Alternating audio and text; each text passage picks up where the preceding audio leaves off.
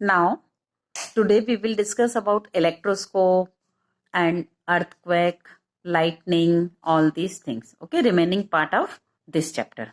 So now, electroscope. An electroscope is a device that can detect and measure charges. Electroscope क्या है? एक ऐसा device है with the help of this we can detect, पता कर सकते हैं और कितना है चार्ज, ये चार्ज है या नहीं और कितना चार्ज है ये पता कर सकते हैं. Okay, now construction of electroscope.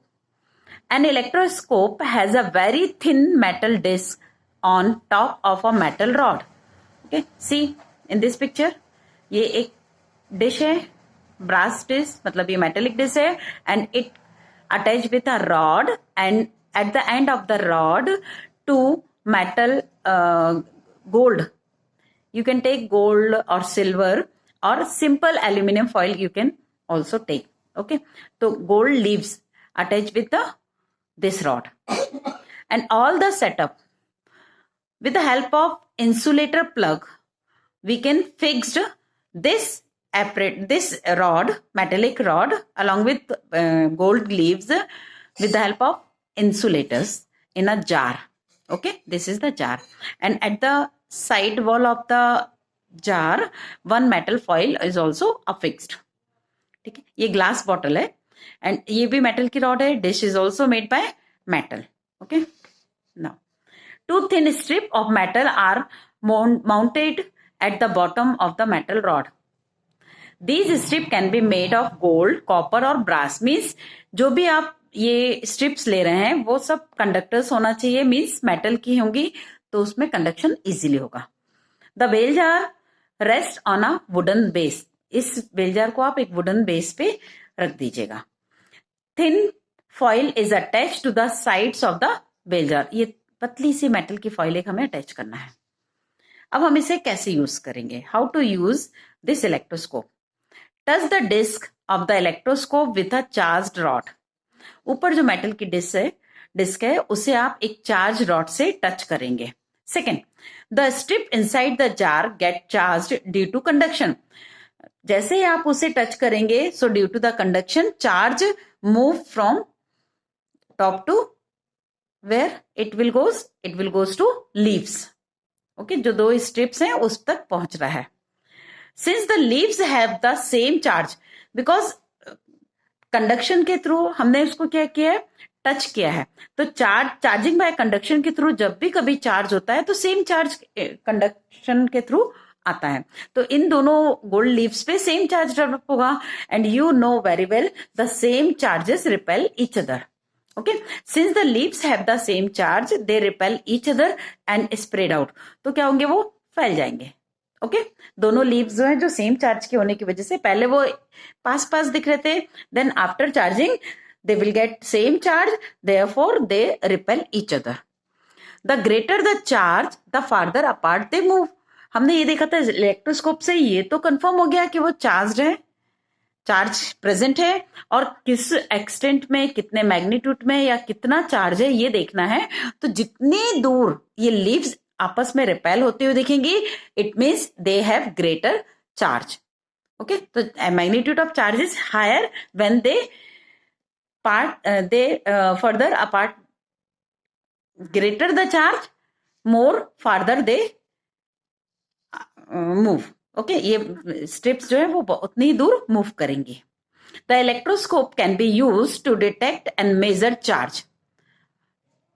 The amount of divergence of the leaves is the measure of amount of charge on the body. अभी जो डिस्कस किया अपन ने कि जितना वो डाइवर्ज होंगी एक दूसरे से, जितनी वो दूर जाएंगी, उससे हमें चार्ज का अमाउंट उस बॉडी पे कितना आया ये कंफर्म हो जाता है.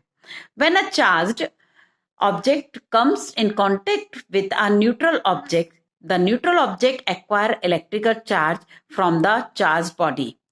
When a body touches the earth directly or indirectly, its charges are, जैसे वो कोई भी एक चार्ज बॉडी अर्थ को या किसी एक न्यूट्रल सरफेस डायरेक्टली या इनडायरेक्टली अर्थ को जब वो टच करती है या डायरेक्टली या इनडायरेक्टली हमने टच किया, तो चार्ज क्या होगा, transfer to the earth. Definitely हमने अभी क्या किया था, इलेक्ट्रोस्कोप में जो डिस्क को जो अनचार्ज थी उसको एक चार्ज बॉडी से टच किया तो वो चार्ज हो गई। और चार्ज कहाँ से, चार्ज बॉडी से चार्ज कहाँ पहुंच रहा है, उस अनचार्ज बॉडी की लीफ तक पहुंचा था। ठीक है, तो वैसे ही जो चार्ज का मूवमेंट है किसी भी एक चार्ज बॉडी से यदि हम डायरेक्टली या इनडायरेक्टली अर्थ को टच करते हैं तो वहां तक वो ट्रांसफर होता है। Unwanted leakage of currents from electrical appliances can be dangerous. हमारे घर में इतने सारे इलेक्ट्रिकल अप्लायंसेस होते हैं, यदि उसमें जो चार्ज करंट का लीकेज यदि होने लगेगा वो बहुत ज्यादा डेंजरस होता है। This is why earthing system are used to protect lives and also keep the electrical devices and appliances safe. आपने देखा होगा, पापा लोगों से सुना होगा, घर में पेरेंट्स आपके सुनते से बात करते रहते हैं आप, तो आपने अर्थिंग एक वर्ड सुना होगा। ओके, अर्थिंग क्या है, अर्थिंग के थ्रू वो जो चार्ज ट्रांसफर, जो एक्स्ट्रा चार्ज है, जो या तो कोई कहीं से चार्ज लीक हो रहा है या जो एक्सेसिव चार्ज है वो अर्थिंग के थ्रू बाहर चला जाता है, अर्थ में चला जाएगा। मतलब जो हमारे पास इलेक्ट्रिक गुड्स हैं या इलेक्ट्रिक अप्लायंसेस हैं उनको सेफ रखने के लिए, या हम भी सेफ रहे, हमारी लाइफ भी सेफ रहे, इसलिए जो एक्सेसिव चार्ज होता है वो ट्रांसफर हो जाता है अर्थ में। किसके थ्रू, अर्थिंग के through. Okay, if excessive electricity flows in a circuit, earthing wires takes it into the earth, diverting from our body and prevents electricity shock. आप देखते ना, बोलते ना इसको करंट लग गया है, तो कहीं ना कहीं लापरवाही तो होती है। तो हमारे जो सर्किट में एक्स्ट्रा इलेक्ट्रिसिटी होती है वो अर्थिंग वायर के थ्रू वो अर्थ को ट्रांसफर कर दी जाती है। Okay, activity 15.4, make a simple electroscope using paper strip. अब आप घर पे भी इसको बना सकते हैं। टेक एन एम्प्टी जार लीजिए, उसमें एक होल कर दीजिए कार्डबोर्ड में, और उस कार्डबोर्ड में एक पेपर क्लिप को सीधा करके, है ना, पेपर क्लिप जो होती है वो टर्न होती है, उसको स्ट्रेट कर लीजिए और उसे एक कार्डबोर्ड के होल से पास करके उसे हैंग कर दीजिए। मतलब उसके दोनों टर्मिनल पोर्शन नीचे दिखना चाहिए। Cut 2 small aluminum foil and hang them on a metal clip as shown in figure 15.2। इसमें आप बहुत क्लियर पिक्चर तो नहीं है, बट आप देखेंगे ये कार्डबोर्ड है, ये पेपर पिन को हमने ऐसा खोल के हैंग कर दिया है और उसके एंड पर हमने 2 एल्यूमिनियम फॉइल उसमें अटैच कर दिया। कोई भी मेटल की आपके पास हो वो आप लगा सकते हैं, लेकिन इतना याद रखिए कि जो क्लिप है वो भी मेटल की होना चाहिए। ठीक है, उसे अपने सेंटर में अपन ने इसको हैंग कर दिया। Now to test the electroscope you need to produce some static electricity. Static electricity कैसे जनरेट होती है, by the friction. Okay, so आप किसी भी एक रॉड को या प्लास्टिक के पेन को या किसी भी कॉम को आप एक ड्राई हेयर से या वुलन क्लॉथ वगैरह से आप उसे रब करेंगे तो उसमें स्टैटिक इलेक्ट्रिसिटी जाएगी। Okay, try to charge different objects like a comb, plastic pen refill और a ruler। आपके पास स्केल होता है उसको भी कर सकते हैं विथ स्टैटिक इलेक्ट्रिसिटी। आपने उसे चार्ज कर लिया।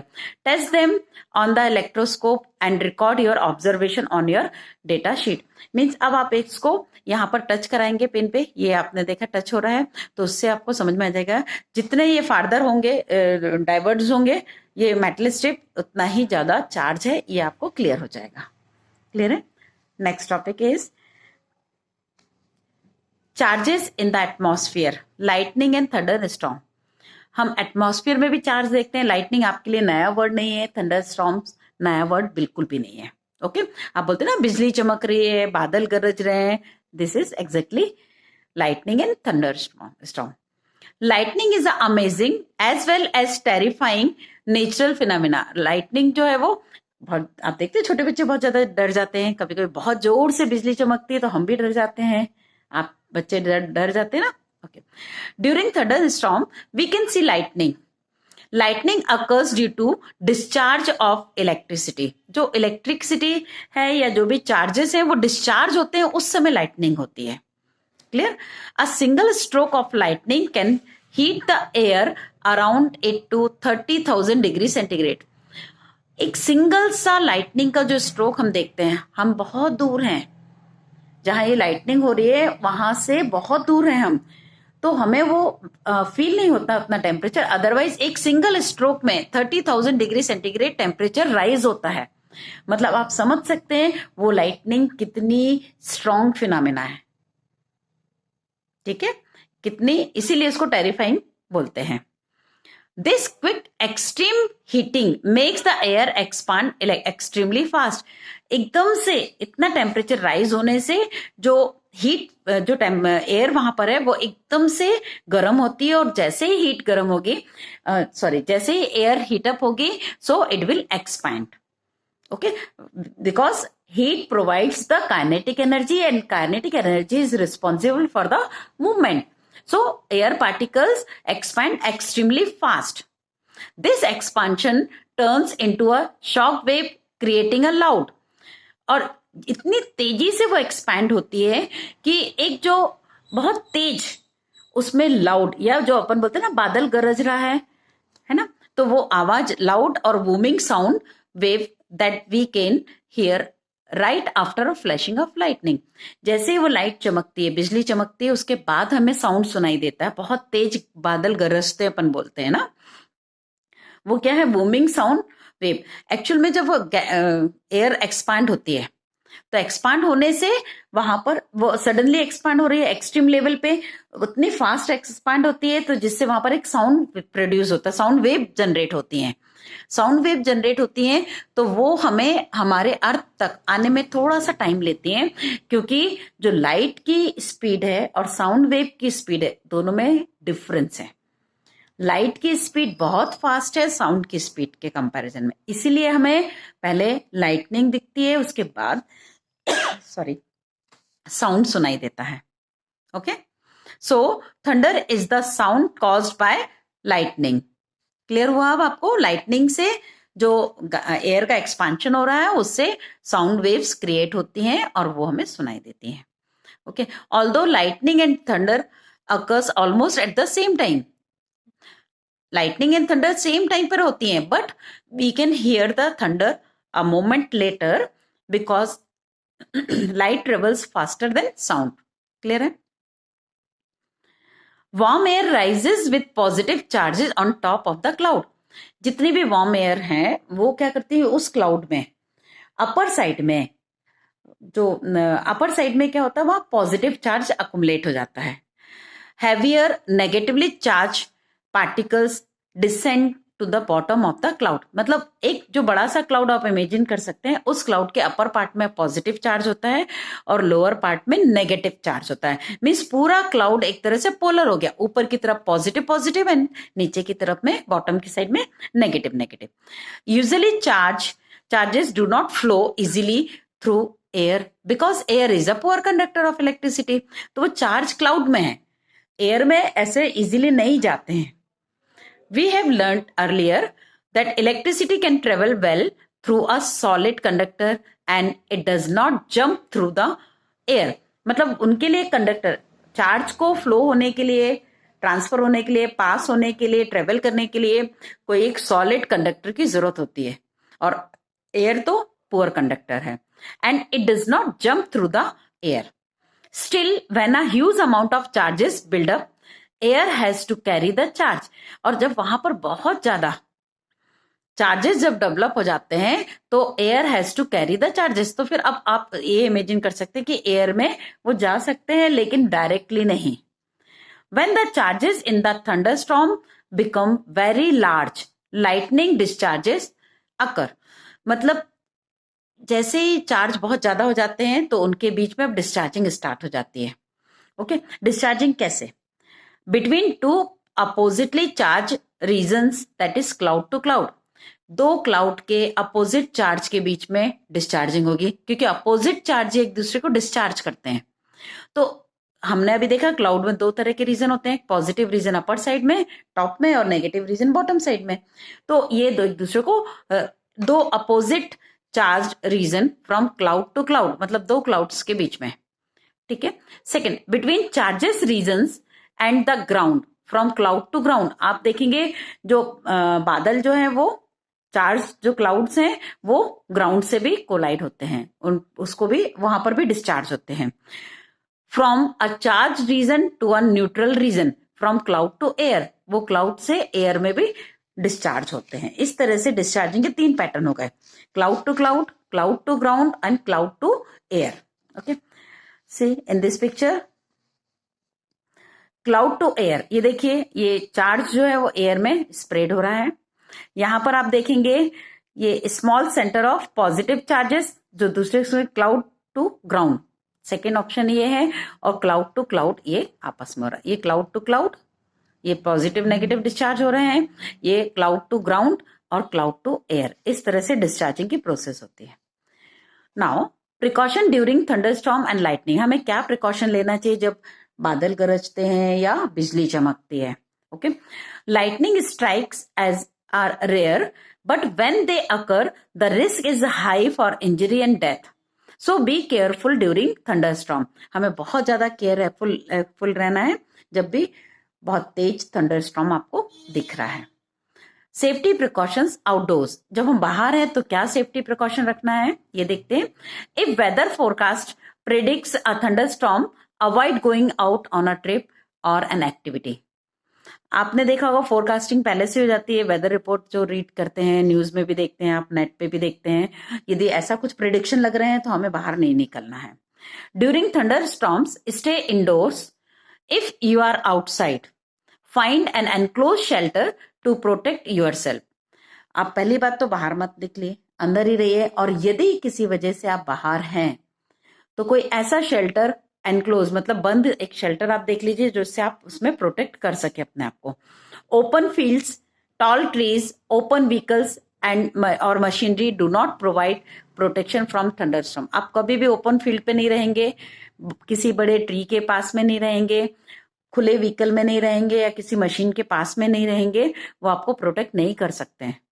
Stay away from metal wires, bars, as they can conduct electric current. मतलब कहीं पर भी मेटल का वायर दिख रहा है या बार दिख रही है, पिलर दिख रहा है, उससे आप बिल्कुल दूर रहेंगे जब भी थंडरस्टॉर्म होता है।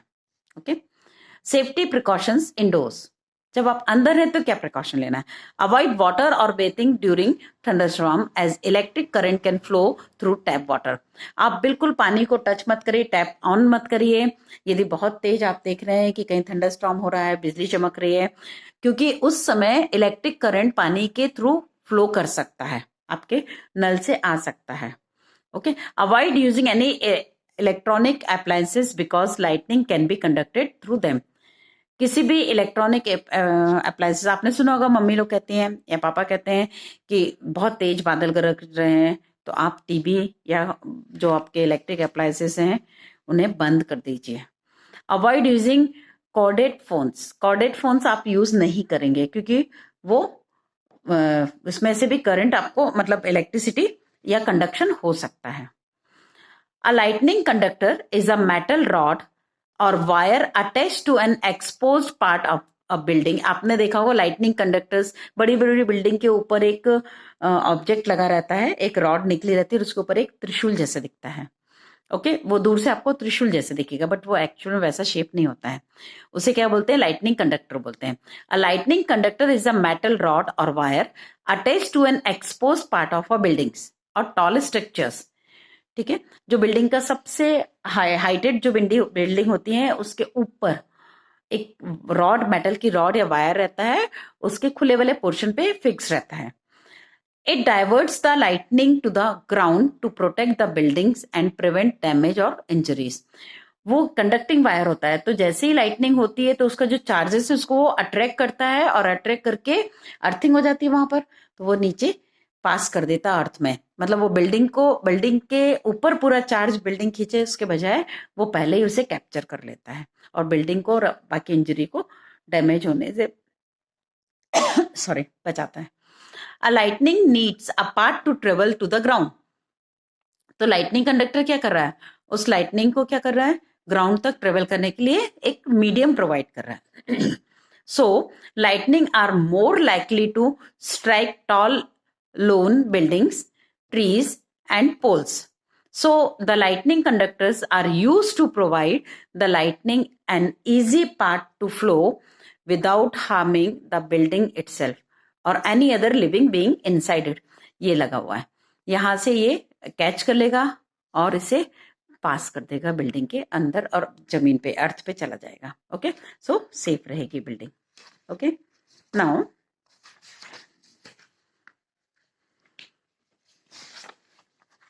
interesting facts. Have you noticed that when you take off woolen or polyester clothes, your hair stands on end? आप देखेंगे जब भी पॉलिस्टर या वुलन क्लोथ्स आप उतारते हैं, ऊपर से निकालिए तो आपके जो हेयर्स हैं वो स्टैंड खड़े हो जाते हैं, है ना.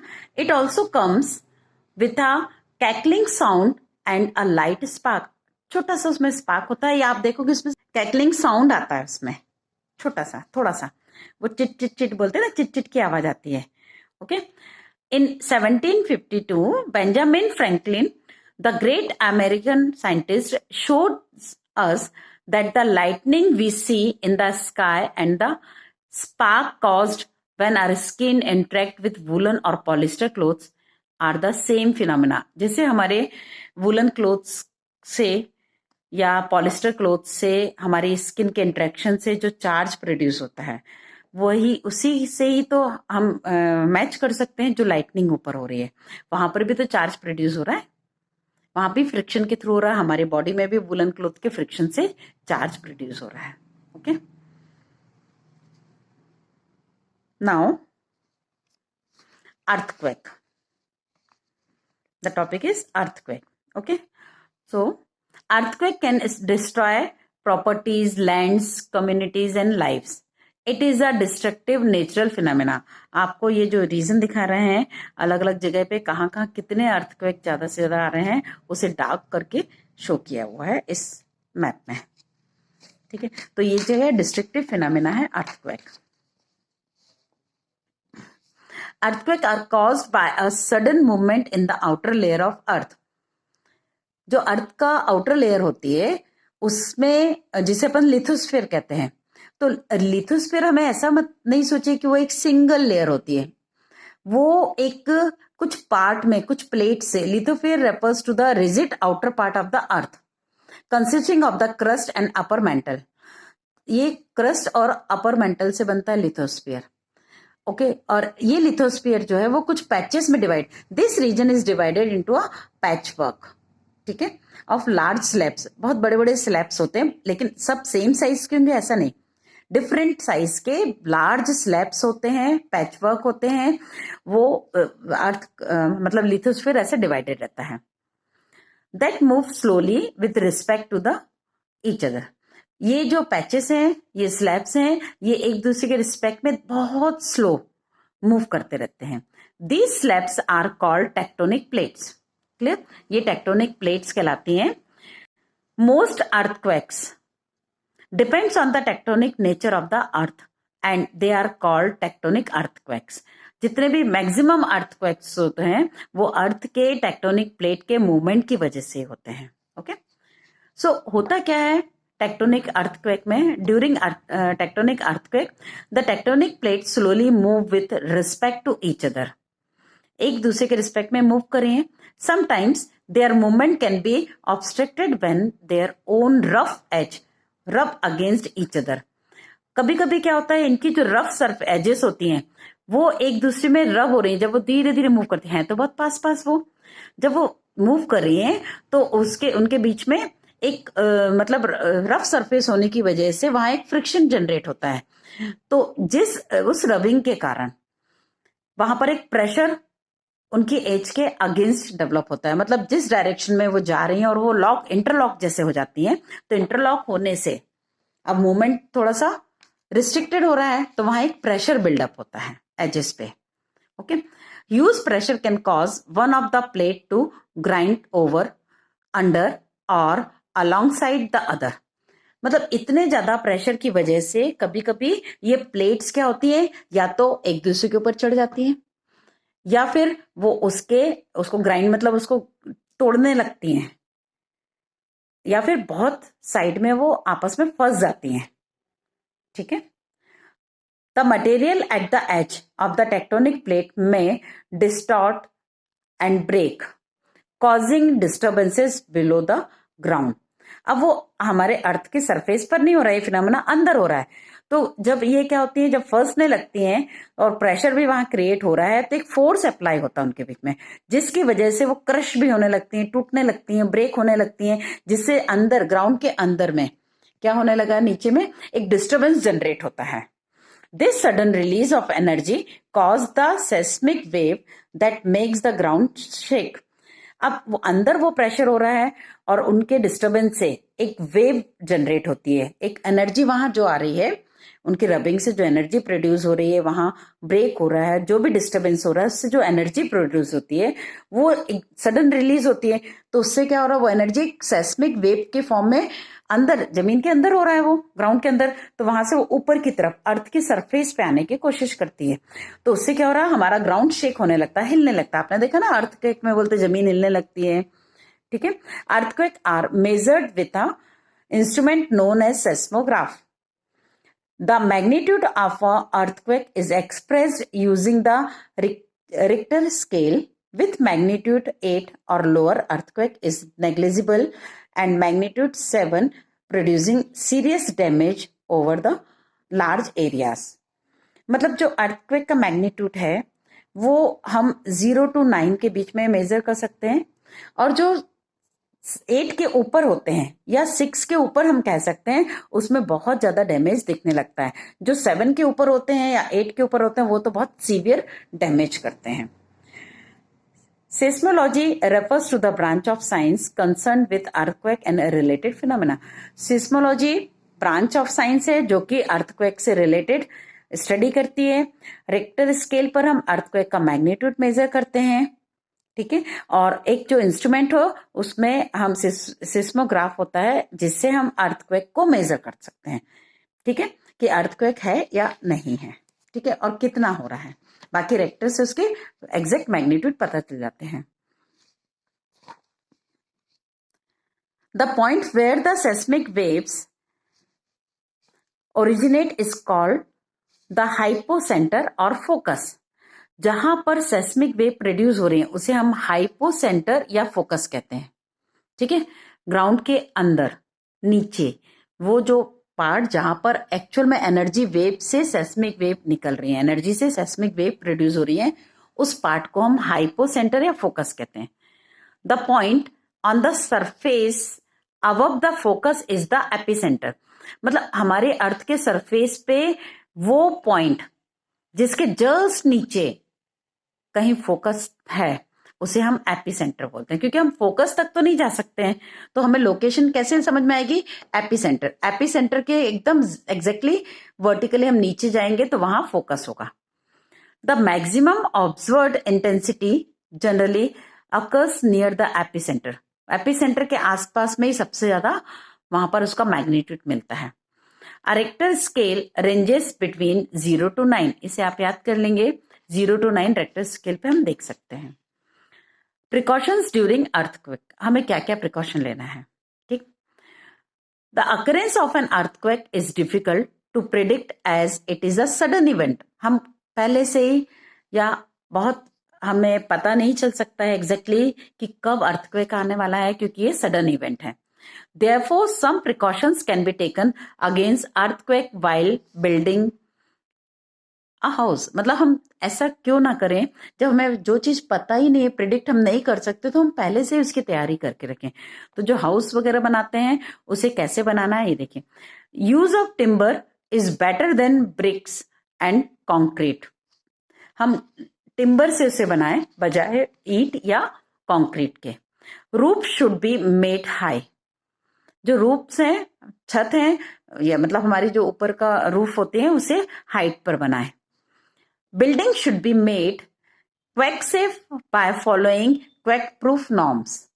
हमें अर्थक्वेक से सेफ बिल्डिंग्स बनानी है और उसे हम क्वेक प्रूफ नॉर्म्स कुछ गवर्नमेंट की तरफ से गाइडलाइंस होती हैं। आईआईटी में भी आईआईटी कुछ एक इंस्ट्रक्शन दे रखे हैं, उन्होंने कुछ एक रूल्स बना रखे हैं, कुछ नॉर्म्स बनाए हैं जिन्हें हम फॉलो करके अर्थक्वेक से बच सकते हैं। During an earthquake take shelter under a table and do not move until shaking stops. किसी शेल्टर के अंडर में आप आइए, या तो कोई टेबल है या कोई बेड है, उसके नीचे भी आप स्पेस मिल सकती है, आप वहां पर अर्थक्वेक के समय उसके नीचे बैठ जाइए। Do not stay near mirrors, fans and hanging object. कुछ भी हैंगिंग ऑब्जेक्ट के आसपास में, मिरर के आसपास में बिल्कुल भी नहीं रहेंगे आप। Move to an open area, और आप यदि हो सके तो मूव करिए जहां पर एक खाली जगह दिख रही है, लेकिन याद रखिए आप ओपन एरिया में तो जा रहे हैं, वहां पास में आपके कोई बिल्डिंग नहीं होना चाहिए। If outdoors, keep away from high rise buildings. जो बड़ी बड़ी बिल्डिंग है उनसे आप दूर रहें यदि आप बाहर हैं तो, क्योंकि नहीं पता शेकिंग हो रही है फ्लोर की, अर्थ की, सरफेस की, तो वो बिल्डिंग्स यदि कभी मान लो गिरती हैं या कुछ होता है तो फिर वो हमारे लिए बहुत हार्मफुल हो जाएंगी। ओके।